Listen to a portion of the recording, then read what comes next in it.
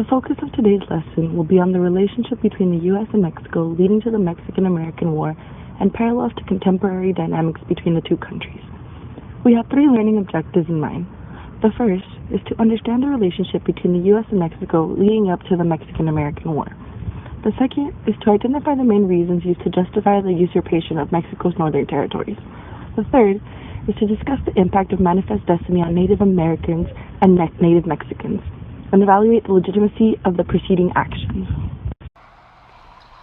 The Mexican-American War broke out in April of 1846 over disputed land along the Mexico-Texas border.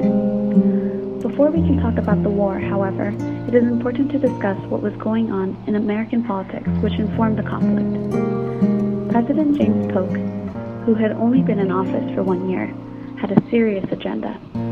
He was determined to push the U.S.'s border as far west as the Pacific Ocean. President Polk believed he could acquire lands such as New Mexico and California through negotiations.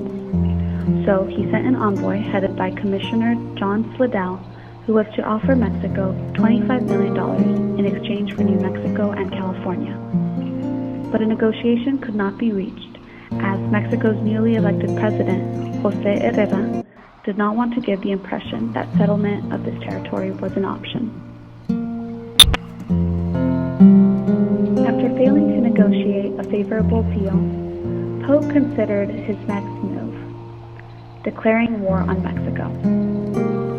But President Polk would need a good reason to do so. During his campaign, Polk emphasized that westward expansion would fulfill America's manifest destiny.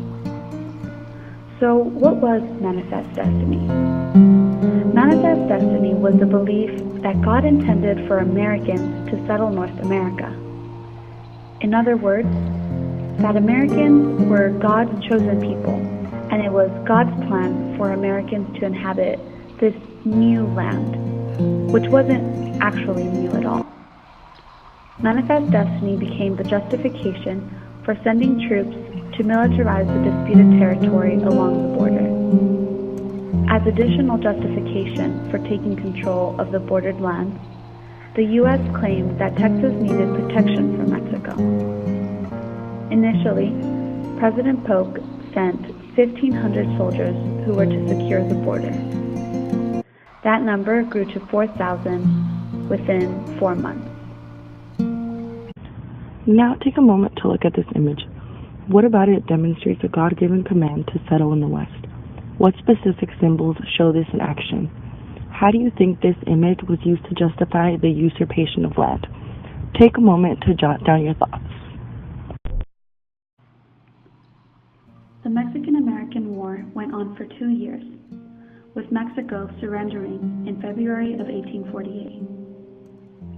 As a result of the war, Mexico lost an enormous territory, half of what had once belonged to it. Mexico lost enormous wealth as well.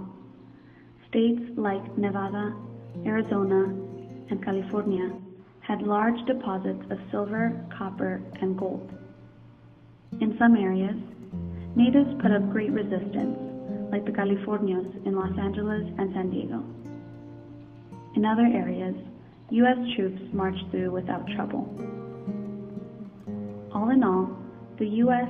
seized substantial territory and gained great resource wealth as a result of winning the Mexican-American War. Following the war, 80,000 Mexicans were allowed to become American citizens, if they so desired, under the Treaty of Guadalupe Hidalgo. The Treaty of Guadalupe Hidalgo promised to grant certain rights and protections to the newly made citizens. The treaty stipulated that they would be treated as citizens, given protection of their land, and entitled to the right to vote. However, the provisions listed on the treaty did not translate to full enjoyment of rights and privileges. By 1850, most of these provisions had been violated, and by 1888, most Mexicans had lost their land, about $20 million worth of land altogether. In addition, the United States chose to disregard the articles of the treaty that promised to honor the ownership of existing Spanish and Mexican land grants. In effect, the Treaty of Guadalupe Hidalgo was a mere formality necessary to seize control and ownership of present-day California, Nevada, Utah, most of New Mexico and Arizona, and parts of Colorado and Wyoming.